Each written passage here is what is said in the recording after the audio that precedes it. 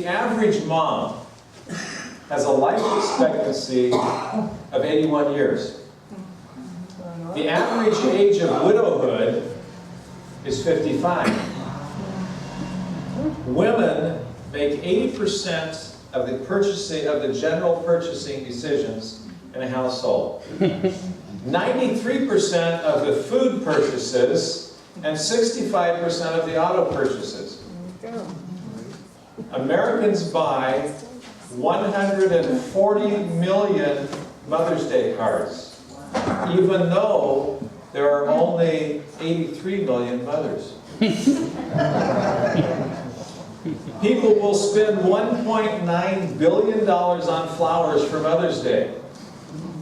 The total spending for Mother's Day is $14.6 billion. And to put that into perspective, that's the same amount of money given to the auto industry in the recent bailout.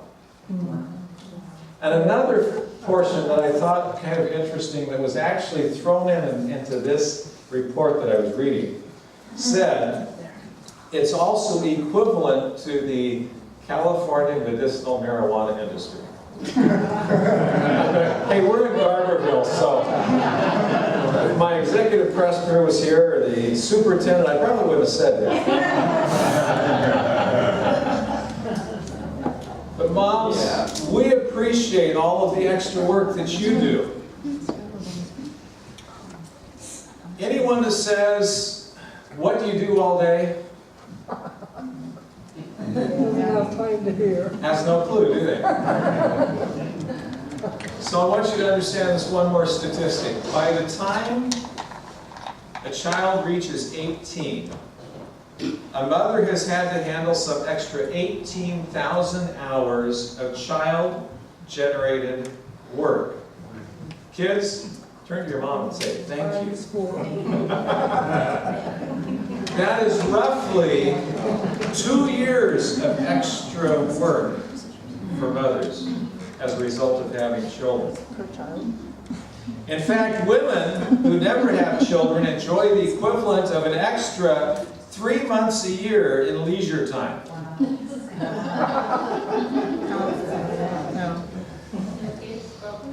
I was thinking this past week how influential mothers are.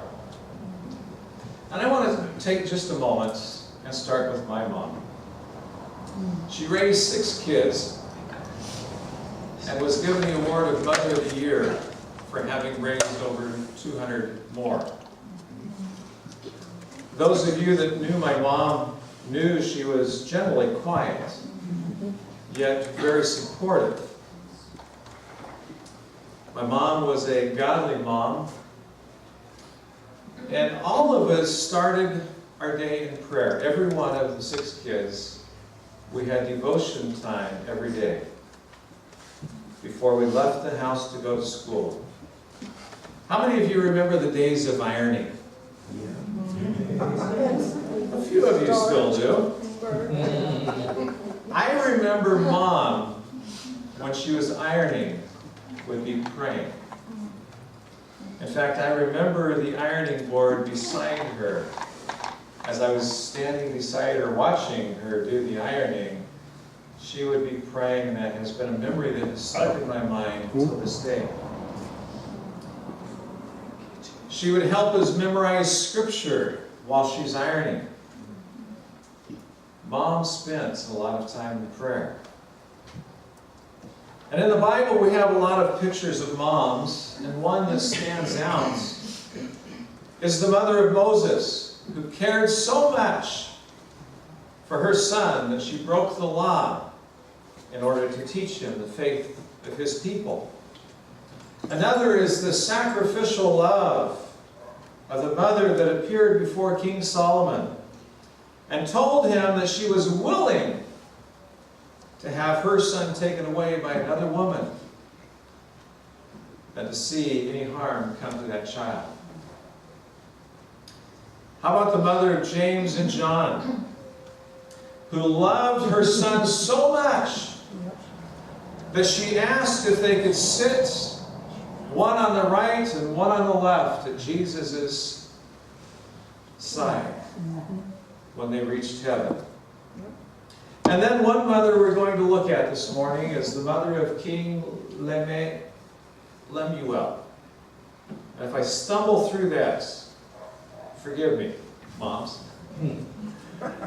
The story is found in Proverbs chapter 31. And Proverbs chapter 31 is oftentimes the scripture taken the most in having to do with Mother's Day messages. Many Mother's Day sermons are given from this chapter, but most of them come from verse 10, where it says, "Who can find a virtuous wife? For her worth is far above rubies." The Message Bible simply says, "A good woman is hard to find." I'd like us to back up. And first, I want us to read verses 1 through 9 out of the Message Bible. And this is how it reads. The words of King Lemuel, the strong advice his mother gave him. "O son of mine, what can you be thinking of? Child whom I bore, the son I dedicated to God, don't dissipate your virility on fortune-hunting women, promiscuous women who shipwreck leaders. Leaders can't afford to make fools of themselves, gulping wine and swilling beer. Lest hungover, they don't know right from wrong. And the people who depend on them are hurt. Use wine and beer only as sedatives to kill the pain and dull the ache of the terminally ill, for whom life is a living death. Speak up for the people who have no voice. For the rights of all the down and outers, speak out for justice. Stand up for the poor and destitute." Now, we don't know much about this king. Some say it's another name for King Solomon. King Solomon, if you don't know, had about 6 different names that are mentioned. However, what we do know are the words that his mother spoke. Words of wisdom, yes, and words of instruction. But before we go too far, there's a saying that goes like this: behind every great man is a great woman. Now here's a man that's king, whose mom still sees the need to give him instruction. Or maybe we could just say motherly advice. Her words were deemed worthy to be recorded in the Bible for all to read, for generations to read. King Lemuel is passing on, literally, the burden his mom had for him. His mom cared for him so much that she saw the need to give him instruction when he was young. And this is the advice his mom gave to him when he was young. His mom had a burden for him, and she cared about how he lived his life. In those first verses of chapter 31, the king says his mother told him to be careful who he dates. Any of you moms ever done that? Hey, you're not the first one. Over 2,000 years ago, the mother of a king told her son that. Don't hang out with questionable women. Don't drink alcoholic beverages, because it will cloud your justice, or your judgment, and your justice too. And be sure to stand up for those who can't stand up for themselves. That's right. I can look out here and I can say, I know some of you have made those very same comments to your kids. And after those words of wisdom, King Lemuel goes on to describe what a virtuous woman looks like. And as I read the scripture, and as I read between the lines, I could only picture that he was talking about his mom. Moms, you can have an impact on your family and how your children turn out. And I want to look at two women in the Bible that had just that kind of an impact. Their names are Lois and Eunice. And there's not a lot said about them in the Word, but what we do know should be an encouragement to all mothers that want to raise their children to love God. Now, Lois and Eunice raised somebody that you all know or are familiar with. His name is Timothy. Timothy was Paul's most trusted companion in serving God and in his travels. And this is what Paul says about Lois and Eunice when he's talking to Timothy. And this is found in 2 Timothy chapter 1, verse 5.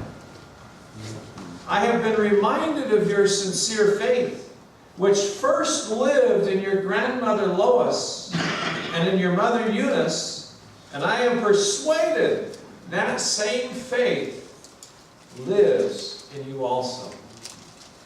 Of all the things that Paul recognized in Timothy was the faith of his mother and his grandmother.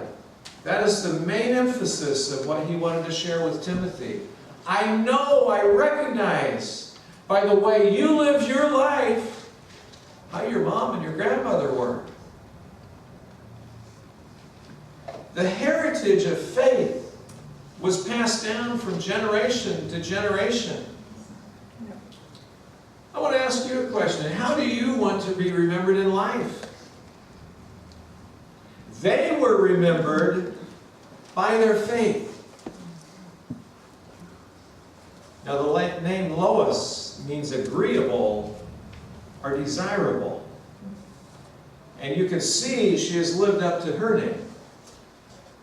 Paul praises her as one that has passed the mantle of faith on to her daughter Eunice. It's interesting to note this is the only place where the term grandmother is actually used in the Bible. And recognizing the faith here. The point Scripture makes concerning Lois and Eunice is their influence on Timothy.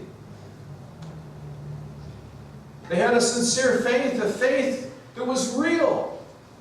There wasn't a question when you looked at them, you could see it being lived out through the grandson and the son. Moms, if you want your children to have faith, then the thing that you need to do is model that faith in front of them. You need to live it in a way that when others see you, they will have no question that faith is a part of your life. A mom that passes along her faith to her children, without a doubt, is a praying mom. I told you what it was like growing up in my household. The house I grew up in was a house of prayer. It was a praying home. If you were sick, you prayed. If you were hurt, you prayed. If you got your feelings hurt, you prayed. Whatever the situation was that came up, you learned to pray about it.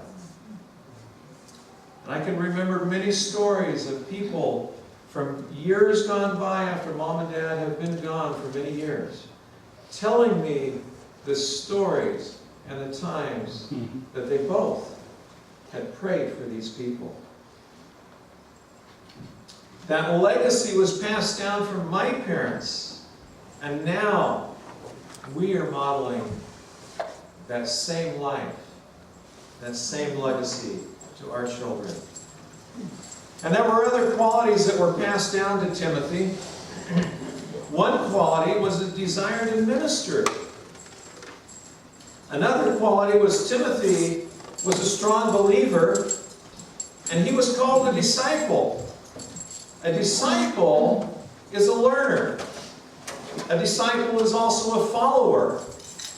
And he was serious about his relationship with God. Another was he had a good reputation. The Christians in that area spoke well of him. People knew him as a man of the Word. And another quality is this: he was available. And as you read in the book of Acts, you'll see he was ready to serve.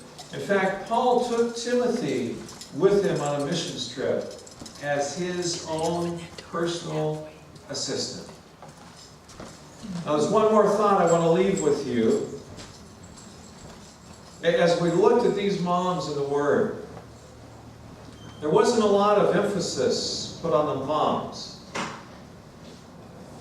It had to do with the people they had influence on.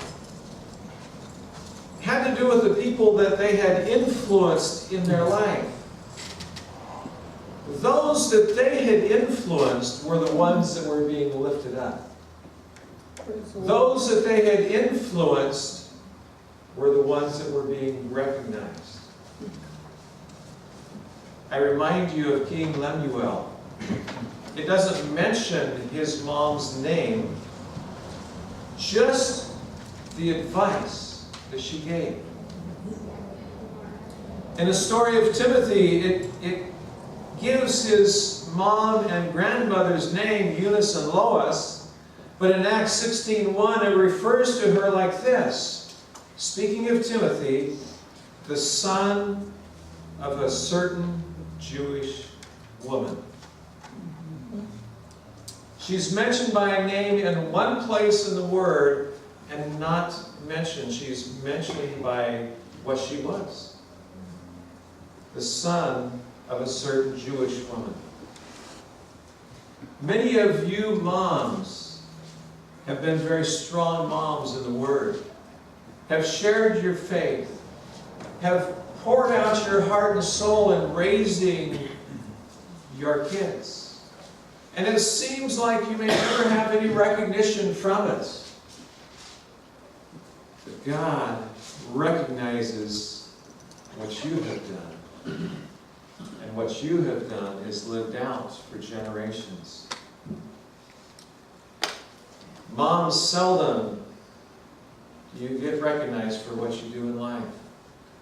Seldom are you honored for the influence you have had in people's lives. But your legacy is carried on by what you have taught, by what you have modeled, and by what you have instilled in the hearts of not just your children, but of those that you have been surrounded with. I'd like to close this morning by reading the rest of Proverbs chapter 31, beginning at verse 10, from the Message Bible. It goes like this: a good woman is hard to find and worth far more than diamonds. Her husband trusts her without reserve and never has reason to regret it. Never spiteful, she treats him generously all her life long. She shops around for the best yarns and cottons and enjoys knitting and sewing. She's like a trading ship that sails to faraway places and brings back exotic surprises. She's up before dawn preparing breakfast for her family and organizing her day. She looks over a field and buys it, and then with money she's put aside, plants a garden. First thing in the morning she dresses for work, rolls up her sleeves, eager to get started. She senses the worth of her work, is in no hurry to call it quits for the day. She's skilled in the crafts of home and hearth, diligent in homemaking. She's quick to assist anyone in need, reaches out to help the poor. She doesn't worry about her family when it snows because their winter clothes are all mended and ready to wear. She makes her own clothing and dresses in colorful linens and silks. Her husband is greatly respected when he deliberates with the city fathers. She designs gowns and sells them, brings the sweaters she knits to the dress shops. Her clothes are well made and elegant, and she always faces tomorrow with a smile. When she speaks, she has something worthwhile to say, and she always says it kindly. She keeps an eye on everyone in her household and keeps them all busy and productive. Her children respect and call her blessed. Her husband joins in with words of praise. Many women have done wonderful things, but you have outclassed them all. Charm can mislead and beauty soon fades. The woman to be admired and praised is a woman who lives in the fear of God. Give her everything she deserves and festoon her life with praises. And I'm going to repeat this in a different sense. One other word. Many of you have done wonderful things, but you've outclassed them all. Ladies, you're a class act. I love you. I love you. Would you stand with me?